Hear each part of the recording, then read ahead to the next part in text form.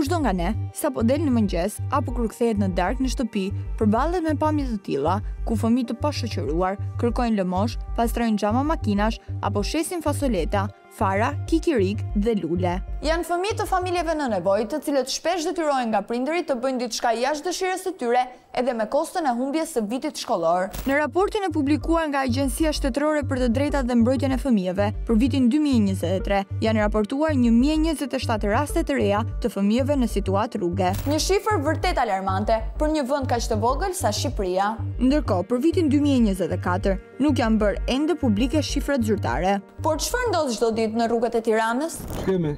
Për ditë këtu? Po. Qa moshe ke? 12. E dal herët? Po. Tani sa erdha? Po të shkollastikën? Jo. Se klasë do të ishin? Klasë 7. Me kë ke dalti? Ku e ke marrë? Del për ditë? Sa lekë bërsa? Nuk e bërë akoma? Ke dal herët? I ka shkollë ti? Sa vjeç je ti? 8. Po mirë, nuk e frikti që ke dalë të rrugë? Ja. Del për ditë? Po. Sa klasë je ti? 3. Sa vjeç je ti? 13. Pse si ka shkollë ti? Ke shkollë? Kur i ka? Ku e ke motrën? Edhe del për ditë? Vajza sheh kamerën dhe nuk jep asnjë përgjigje, por fakti që në orën 8 të mëngjesit është aty, tregon qartë se ky fëmijë nuk shkon në shkollë, ashtu si bashkëmoshataret e saj të intervistuar më përpara. Por cilat janë autoritetet që duhet të kujdesen për këtë kategori fëmijësh, të cilët në vend që të shkojnë në shkollë, kërkojnë lëmosh rrugëve të Tiranës. Në majë të piramidës, për gjithë këto detyra në mbrojtje të fëmijëve, është një institucion i veçantë i cili quhet Agjencia Shtetërore për Mbrojtjen të Drejtat e Fëmijëve. Roli kryesor pa diskutim është që të shërbejë si një katalizator në fushën e mbrojtjes dhe kujdesit të fëmijëve, sidomos në aspektin e politikave dhe standardeve të mbrojtjes së fëmijëve. Por nga ana tjetër monitoron thuajse të gjitha institucionet, sidomos në nivel lokal, pra nivel e bashkive, çfarë bëjnë dhe si funksionojnë njësitë e mbrojtjes së fëmijëve, apo e kuptohet edhe personat që janë përgjegjës për mbrojtjen e fëmijëve. Por sa realisht funksionon ky zinxhir institucionesh me në krye Agjencinë Shtetërore për Mbrojtjen e të Drejtave të Fëmijëve?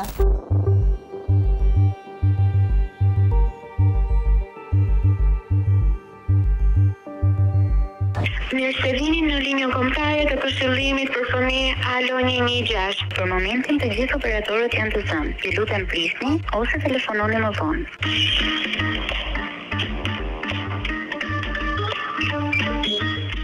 Telefonata e parë me operatorët e linjës kombëtare të Këshillimit për Fëmijë na rezulton e pasuksesshme, por si thon, këmbgulja paguhet. Përshëndetje. Sa fëmijë të mjetur që ndodhen tu tek ura e Brylit. Sa vjeç janë, të lutem? Më i vogël mund të jetë 2-3 vjeç dhe më i madhi ndoshta tek 10 vjeç. Sa fëmijë janë, të lutem? Janë 3. 3 fëmijë. Pra 2-3 vjeç më i vogël dhe fëmija më i madh, rreth 10 vjeç, po kanë që herët në mëngjes, që në 8 të mëngjesit dhe janë duke lypur në mes të makinave. Në rregull, po raportojmë një herë. Ky është vetëm fillimi i punës, pasi operatorët e linjës së Këshillimit marrin telefonatën, detyra e tyre është të raportojnë tek skuadrat e terrenit në njësitë e mbrojtjes së fëmijëve pranë bashkisë, dhe këtu vjen pjesa më e vështirë, ajo e largimit të fëmijëve nga rruga. Për këtë do të vinë punonjësit e bashkisë, të paktën kështu shpresuam. Pasi pritëm rreth 45 minuta, askush nuk erdhi. Duket se skuadrat e terrenit kanë shumë punë për të bërë, po ashtu edhe supervizorët e tyre në Agjencinë Kombëtare të Mbrojtjes së të Drejtave të Fëmijëve, të cilët me sa duket nuk kanë as pak ide në kësaj indiferencë institucionale. Por le të vazhdojmë, sepse kjo kategori fëmijësh që braktisin shkollën dhe kalojnë gjithë paraditën duke lypur rrugëve të Tiranës, në darkë zëvendësohen nga një tjetër grupim, shitësit e qendrës. Një grup i madh fëmijësh mblidhen çdo mbrëmje në shishin Skënderbej, nga ku më pas shpërndahen nëpër lokalet e zonës. Ndërkohë, një vajzë e vogël bën atë që ka dëshirë të bëjë çdo fëmijë, të luajë, pavarësisht se nuk është as në vendin e as në momentin e duhur. Por ka edhe nga ata që janë rritur para kohe dhe kanë nisur veset e para. Si këto 10 vjeçar, të cilët po kërkojnë të ndjekin çdo etapë të jetës. Sa pini? Pini drogon. Drom? Drogi. Jo, rrofsh. Vetëm cigare piju. Fëmijë të pjekur para kohe, të cilët dalin çdo ditë në punë, një lloj si të rriturit. Dhe qa ore rrinin? Njët natës. Kur fleti, se 6 orë. Pjesa më e madhe e tyre kanë këto orar pune. Imagjinoni pak, fëmijë që po rriten, por që mjaftohen me 6 orë gjumë. I kanë shkollë ti? Po. Shkon çdo ditë shkollë? Po. Kuptohet fare mirë se si zgjohen e mëngjes dhe çfarë procesi moslimor zhvillojnë në shkollë, gjithmonë nëse shkojnë. Vetëm lule shisni apo dilni edhe lypni? Jo, nuk li pasirë. Për para, diqë me pasirë. Pasaj shpikëm në këtë punë, pasaj vazhdojmë. Po se të kjo zona këtu rrini? Do të ikim blok tani unë. Se ne ka punë? A ne bërë të leku letër. Sa lek bën diti? Ja dorëzon mamin apo i mban për vete? Është e kuptueshme që një shumë prej 30 deri në 50.000 lekësh në natë është tepër e lakmueshme për një familje në nevojë, por a mund të përfitohet kjo me çmimin e humbjes së shkollës dhe të ardhmes së fëmijës? Ti nuk e merr prindin që në momentin e parë të akuzohet dhe futur në burg se kjo duhet të ndodhë vërtet. Por ti e paralajmëron, pra i bën diçka që nëse vazhdon të shfrytëzosh fëmijën, atëherë rrezikon që ti si prind përfundosh në burg. Në aspektin social duhet që këto familje që janë në gjendje kaq vështirë ekonomike, bashkia duhet që jo vetëm thjesht i tregoj shkopin, pra, po do të ofrojë dhe karotën. Dhe karota rast konkretisht do bëhet një vlerësim i plotë i kësaj familje për të kuptuar kush janë faktorët e rrezikut. Është momenti të telefonojmë edhe një herë Alo 116 me shpresën se kësaj radhe skuadrat e terrenit nuk do të jenë aq të zëna sa paradite. Janë disa fëmijë në rrugë që janë duke shitur lulet. Sa fëmijë janë? Janë 2 fëmijë, mund të jenë ndoshta 10-12 vjeç. Janë të pastëruar? Vetëm. Ju jeni në këtë moment aty dhe po i shikoni? Po. Po i raportoni një herë pra skuadrave të terrenit për çuar alternativë. Se kush janë skuadrat e terrenit, nuk e kemi as pak iden, por ajo që dim është që i ndoqëm këta 2 fëmijë për më shumë se 2 orë rrugëve të bllokut dhe asnjë skuadër nuk u pa përreth. Prandaj provojmë të telefonojmë sërish Alo 116, por kësaj radhe, me sa duket, orari për ta ka përfunduar. Numri është përkohësisht jashtë shërbimit. Grupi i terrenit duhet të punojë 24 orë. Është një sistem që ka probleme serioze, të cilat fillojnë te trajnimi i stafeve, tek llogaridhënia, trajtimi i rasteve, njohja e mirë e ligjeve. Gjithsesi, në këtë situatë të paprecedent të nxjerrjes në rrugë dhe shfrytëzimit të fëmijëve, është dikush që ka përgjegjësinë kryesore dhe që ne e thamë lart. Agjencia Shtetërore për Mbrojtjen dhe të Drejtat e Fëmijëve është pjesa e fshehur e një icebergu, të cilit i duket vetëm maja. Unë jam Luela, gazetar nga Emisioni Tirana. Duhet të di çfarë masash keni marrë ju për fëmijën në situatë rrugë, sepse ne kemi bërë vëzhgim në rrugët e Tiranës, ku kemi lajmëruar njësitë e mbrojtjes së fëmijëve dhe nuk ka dalë askush në këtë. Në fakt, kjo është një nga sfidat që ne kemi bashkërisht, kontakte vazhdueshëm me bashkinë në gjithë territorin e Shqipërisë. Ne jemi në një marrëveshje bashkëpunimi me Policinë e Shtetit. Një marrëveshje bashkëpunimi që duket se funksionon mjaft mirë. Mjafton kjo sekuencë e takimit të fëmijëve me policët për ta kuptuar. Qa bon se jo. Po punojmë shumë fort me prokurorin për pjesën e hetimit ndaj atyre që shfrytëzojnë të miturit. Po punohet vërtet shumë fort për të hetuar ata që shfrytëzojnë të miturit. Si në këtë rast të dokumentuar nga ne në Bulevardin e Ri, ku ky person shfrytëzon për të lypur 3 fëmijë të mitur, të vegjëlit rrezikojnë mes makinave, ndërkohë që pak metra më tutje, i riu i orienton dhe i kontrollon gjithë xhiron e tyre.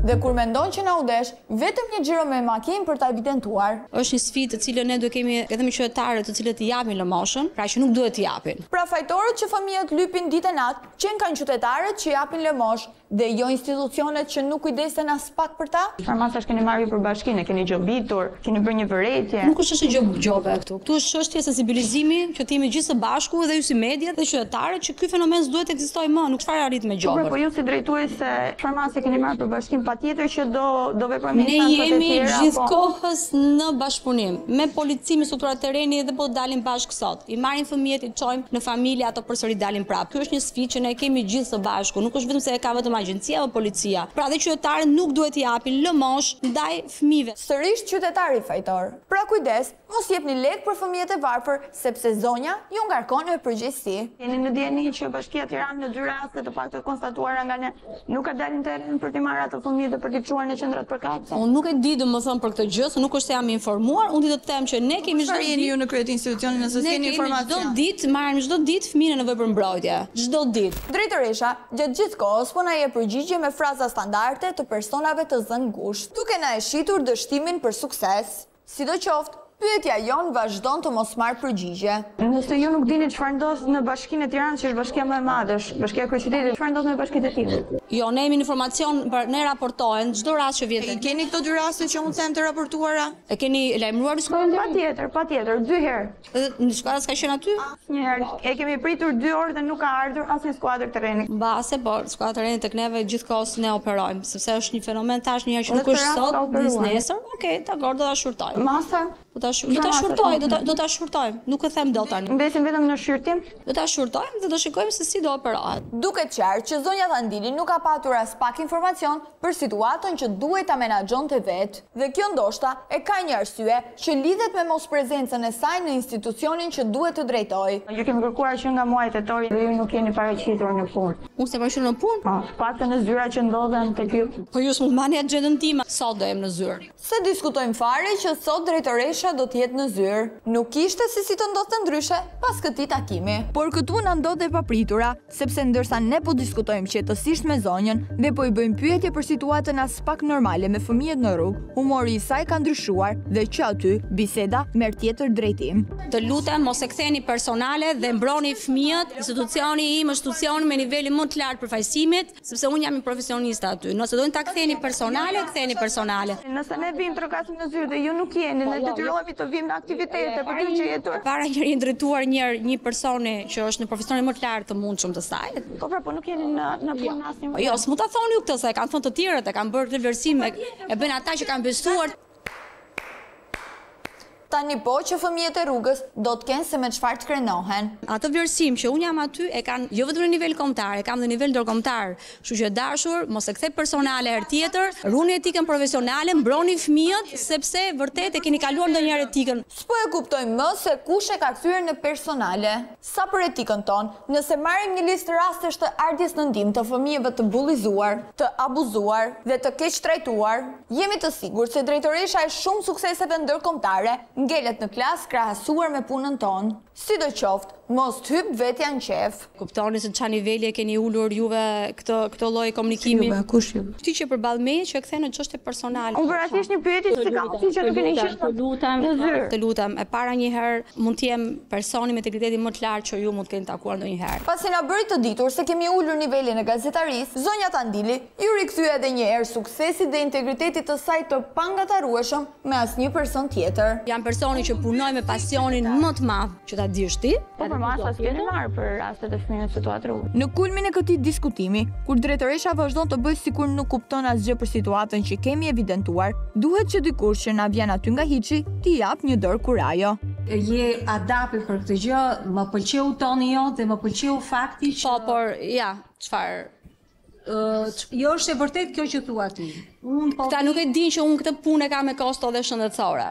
Që e gdhi nga mëngjesi deri në darkë për rastet çdo ditë me familjet. Po si ka mundësi që vazhdojnë fëmijët në rrugë? Drejtoresha me gjithë këtë punë, me net pa gjumë, me kosto shëndetësore dhe me fansa që i vinë në mbrojtje, vazhdoi deri në fund që të mos na sqaronte për pyetjen tonë të thjeshtë. Pse në gjithë Shqipërinë ka me qindra fëmijë të cilët jo vetëm që kalojnë 365 ditë të vitit në rrugë duke lypur, të keq ushqyer dhe të keq veshur, por mbi të gjitha kanë braktisur përfundimisht shkollën, duke shtuar armatën e analfabetëve në vend. Por ky refuzim i përgjigjes e ka një pse. Fundja, drejtoresha e shumë sukseseve brenda dhe jashtë vendit, e cila organizon takime, seminare, duke furnizuar mediat me statistikat, duket se nuk pranon t'i thuan disa gjëra që nuk i shkojnë për shtat. Dhe për këtë, tregon dhëmbët në formën më agresive, duke sulmuar gazetarët për situatat të cilat është vetë përgjegjëse. Më vjen keq tani.